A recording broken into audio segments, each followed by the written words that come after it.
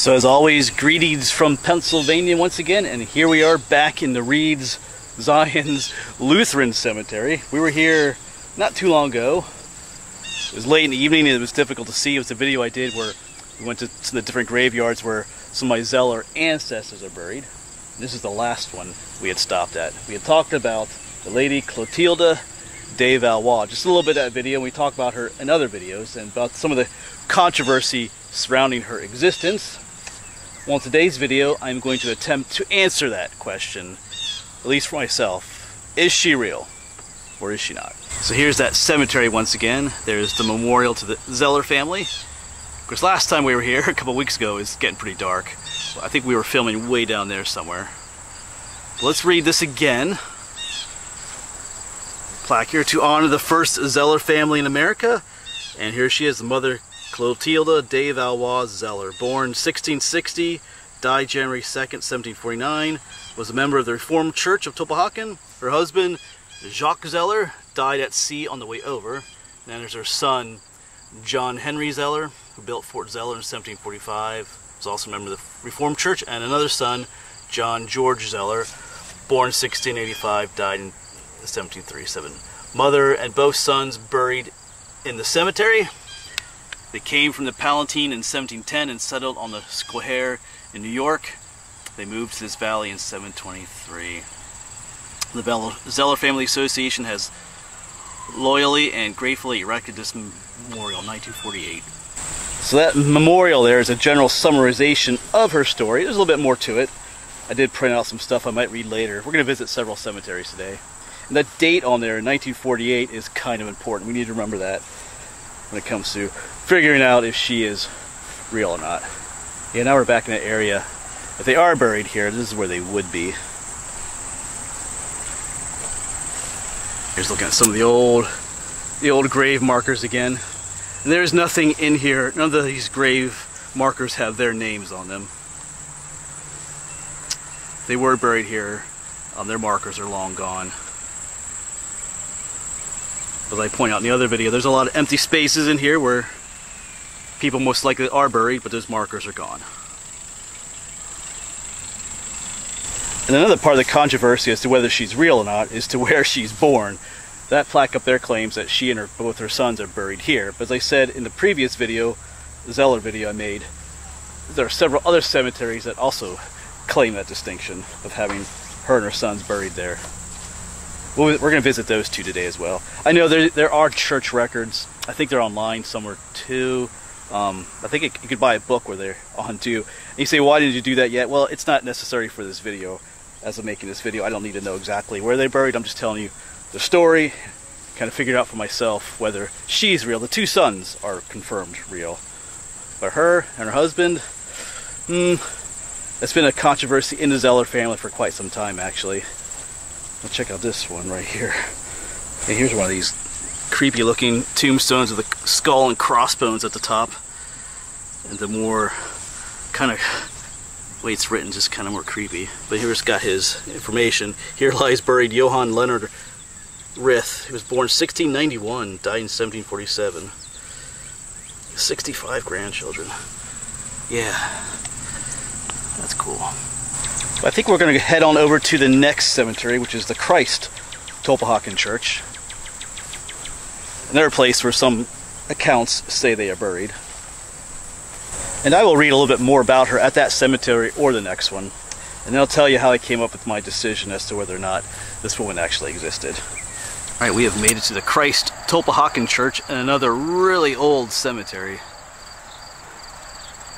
This one's pretty cool too. Back behind us is the church. Not the original church, but still pretty cool. There's a newer cemetery up there. Yeah, this one has some really interesting markers, old style. Check this out. 1752 with the angel on there. And here's another one with the skull and crossbones, or just a skull in this one. Oh, and the way that writing is just, I mean, it is what it is. It's creepy looking, but he's a Revolutionary War veteran. Look at that. There's another one back here. Some kind of angel on it. I know we're supposed to be talking about Lady Clotilda de Valois, but these tombstones are just fascinating as well. And there's a bunch up here that are just field stones. They have nothing written on them at all. These ones right here, going all the way down. And up here's one, this should be familiar. This is Regina Lininger. We did a video on her and her sister. They were Indian captives. Looks like this was taken off recently, actually, but yeah, honoring Regina, the Indian captive. Yeah, this is the one that she identified her mother by singing the hymn. So as I mentioned, this is another spot where some sources say that Clotilda and her two sons were buried, along with some of the other Zellers. I can see why. This is a really old one. A lot of these are unmarked tombstones, and there's a lot of empty spaces in here too. I don't think I ever found any Zellers buried in here. I filmed here before, but I should look again. I know that plaque we read at the other cemetery mentioned the story a little bit briefly, but let me just go into a little more detail about what the story is. And I think I talked about this in my intro video too, to the family history series. But yeah, Zellers apparently were from, Switzerland, Upper Austria area, and her husband Jacques, according to the tradition, was like a preacher or a teacher in Zurich at a place called Castle Zellerstein, and then he was her tutor. She lived just across the border in France. So he traveled there, or she traveled there, because the borders back then kind of flip-flopped a lot. And some stories say they fell in love, they got married, some stories say they eloped. But of course then, around that time, was it Louis XIV revoked the Edict of Nantes, which, because there was religious freedom in France up until that time, but when he revoked that edict, the Protestants, or the Huguenots as they were called, were persecuted. So they left the area. Apparently he had moved to France then. They left the area, moved to Holland initially, and then eventually went to England, because I think it was Queen Anne accepted a bunch of them, the French Huguenots, or Huguenots, depending on how you want to say it. And then from England, they set sail for the New World, for America. And apparently Jacques died at sea, and Clotilda and her two sons made it over here. They landed in New York, on what's now called Governor's Island, and eventually up along the Hudson River for a while. A place called East Camp. I got to get to all these places too. And then made it to a place called the Skohere Valley in New York, and then eventually made their way down here to this area. And then her one son, Johann Heinrich, or John Henry, built what's called Fort Zeller, which is just not too far from here. There's another son too, John George, or Johann George.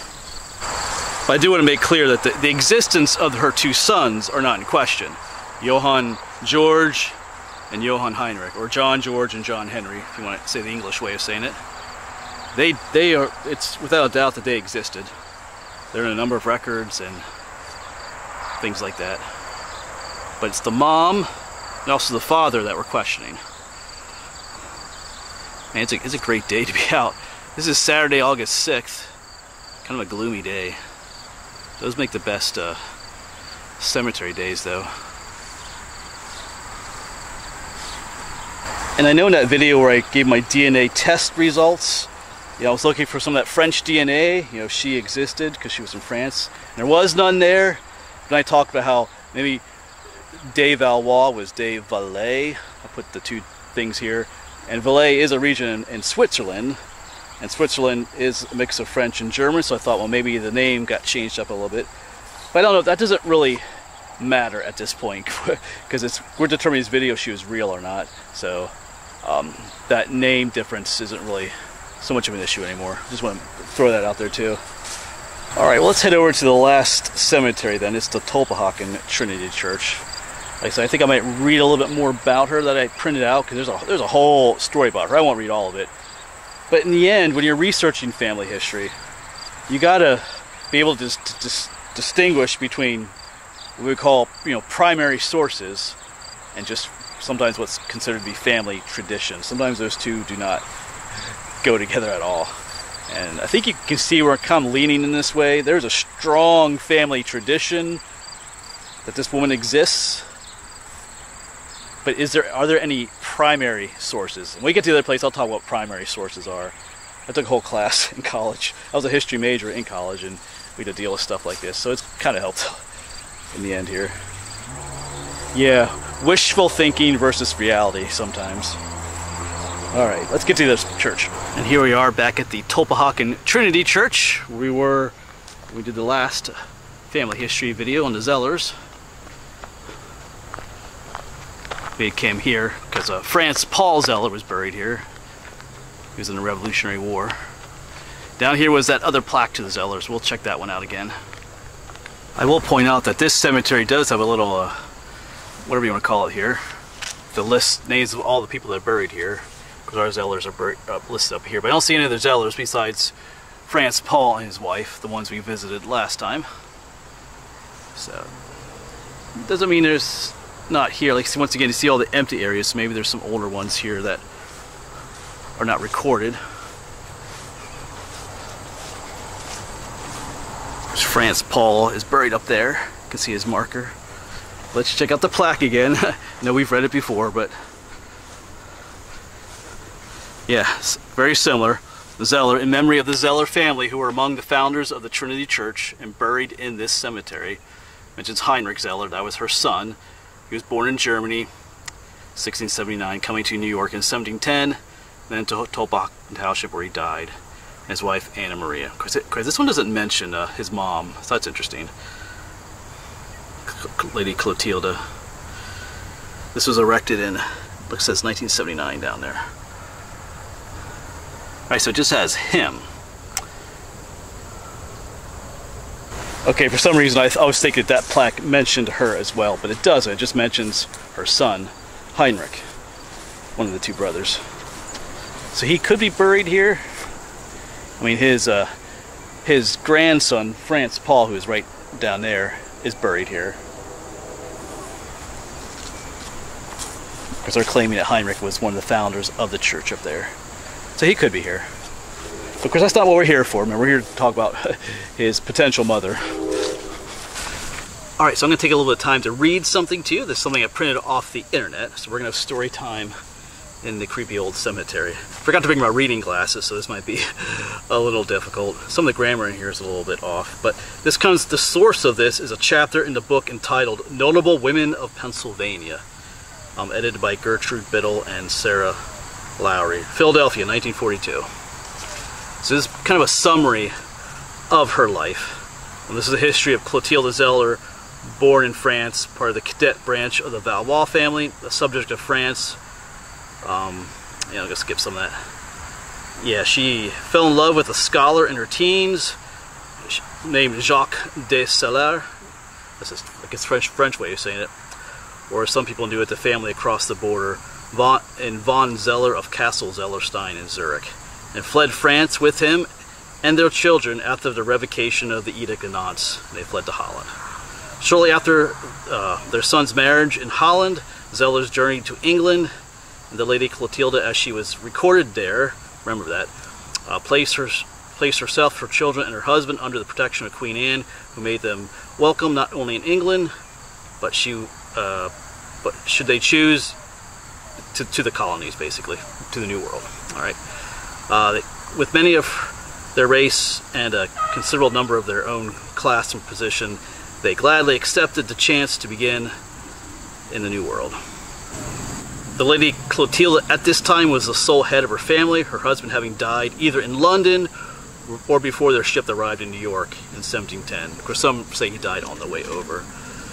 These French immigrants, together with many other Palatine Germans who were coming to America for the same reason, freedom to worship God according to their own conscience, had a bitter experience of scant welcome in the New World.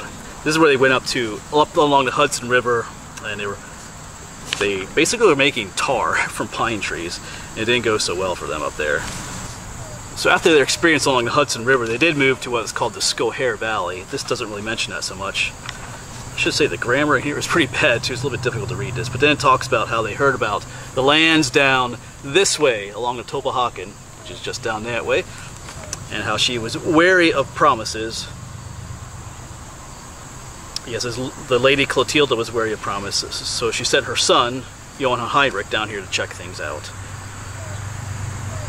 And then they accepted, as he came down here and told her the good land and everything, and she accepted it as a good sign at once. Rafts were built and provisions were packed. Utensils, canoes, and baggages were assembled, and a contingent set forth, arriving at the Mill Creek region not far from the present Newmanstown, in the large settlement of Womelsdorf in 1723. Here the Zellers built a fort to protect themselves and their neighbors, and procured deeds for lands from the three Penns, John, Thomas, and Richard. Somewhat later, they helped to start the first church of that vicinity. Under pressure of Indian raids in 1745, they rebuilt their log fort with stone outside and plaster over wattle inside. And you can see that today. If you visit Fort Zeller, I did, my college years I stopped in and visited. You could see that. That part's true. The fort is still there. Placing over the door the carved emblem of their faith and the family crest as Knights of the Holy Roman Empire. That is there too, actually. About this time, the Zeller name was Germanized. Yeah, Heinrich Zeller. Up here, he's called. His French name was Jean Henri. They became Heinrich Zeller because everybody around here was German. All right, Clotilde de Valois, who saw all this and much else came to pass, lived to be past 80 and to remain a personage long remembered in her family of tradition, of dignity, of authority, land of exalted, if shadowy backgrounds, remaining extant generations after generation. Okay, that's the last part of the world. Grammarly off, but anyway, that's the general story. Yes, that story came from an actual book, Notable Women of Pennsylvania, written in 1942. You had a little bit difficult reading some of that. I don't know if that's how it was written in the book or if someone, I didn't copy that directly from the book. It was on a genealogy website, so maybe they butchered the grammar up a little bit there. So yeah, it's actually in books, and all kinds of websites have that very similar story about her. However, here's where, when it comes to primary sources versus family tradition. So what is a primary source? A primary source is an actual document like a birth certificate, a marriage record, or a death record, or a grave marker like this, or something written by the person themselves, like from their own personal diary, or letters that they wrote, or a deed that they wrote, or something like that. That's a primary source. It comes from the actual person or the actual time. It could be records in a ship, ship crossing from Europe to America, the people listed on there, or government documents, or church records, things like that. Those are primary sources. So when it comes to researching family history or any kind of history, primary sources are what you need. Things like that. There are what we call secondary sources too. A secondary source would be like me writing about my ancestors. That's a secondary source. Okay, I'm not the primary source of that information. I'm just using other information in my information, so I'm a secondary source. So for example, these videos that I'm making about my family history, they would be a secondary source of information. Now if I was filming back in that time period and I could interview my ancestors, then I would have a primary source because I'm interviewing the actual people, which would be cool, but that's not possible. So the question is then, are there any primary sources for the existence of the Lady Clotilde de Valois?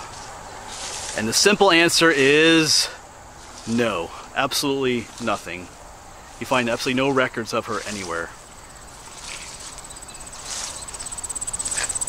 At least no records of that full name, Lady Clotilde de Valois or Lady Clotilde Zeller. I think the book mentioned that the Lady Clotilde is mentioned in some of the records in England or Holland, but that doesn't mean it was Clotilde de Valois or Zeller. It's just a Lady Clotilde. Doesn't have a last name, so that doesn't really help. Now the two sons, John George and John Henry, Johann George, Johann Heinrich, they are listed in primary sources. They're listed on the ship that brought them over. They're listed on there. They're listed in a lot of the New York State papers when they moved up to the Hudson Valley. I think who was it, Governor Hunter at the time. They called it the subsistence lists. The people that were living, I guess, charity from the government, because they were working for. They didn't have money for the voyage, so they were kind of like indentured servants. That's why they were up along the Hudson trying to turn pine trees into tar. So the government was feeding them too. They're on those lists. They're also on a list of people that went to fight in a war that Britain fought against Canada, or the French up there in 1711. I forget which one that was offhand.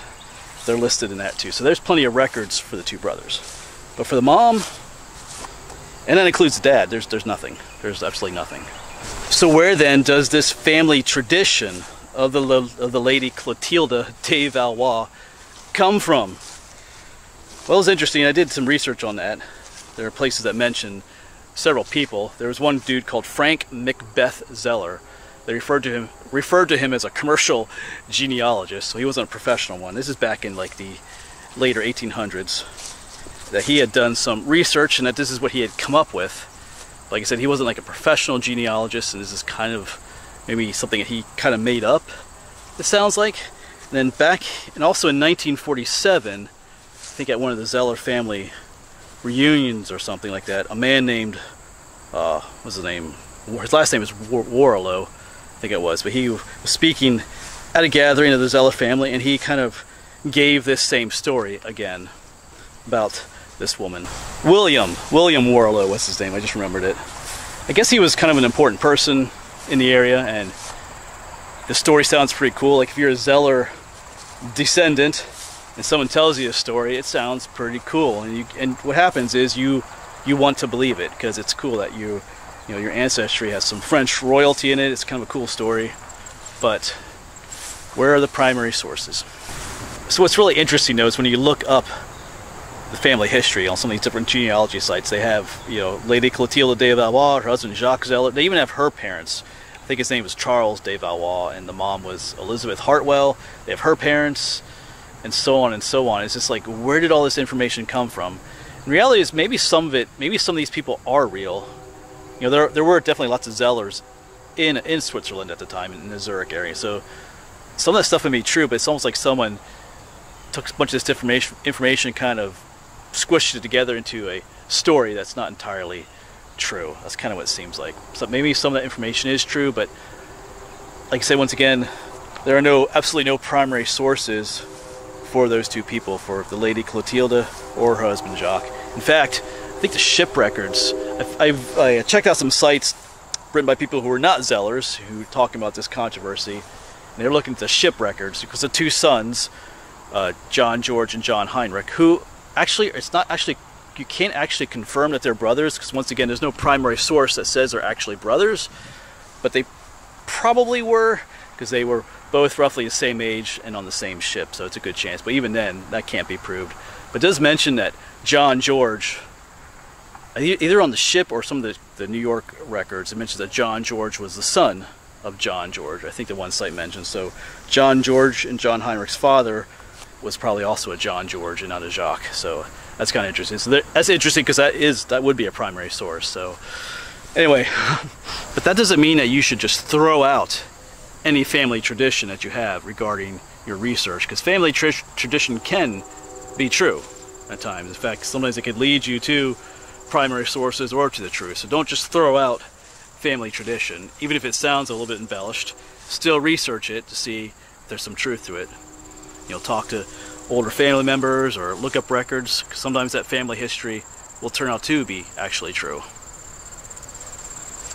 So it is still a valuable research option. But in my case, the family tradition here is most likely not true. But the question is, why do people cling to it then? Though, like I did read, there's a big division in the Zeller community, I guess you'd call it. Some who believe the story is true and those who don't. Like even that plaque at the other cemetery was dated, 1948. Remember that date? I said that one guy, William Warlow, gave that speech in 1947. So it's like some people grabbed onto that after that meeting or that reunion and had to put that plaque up honoring someone who probably didn't actually exist. So why do we believe that? Well, it's a cool story.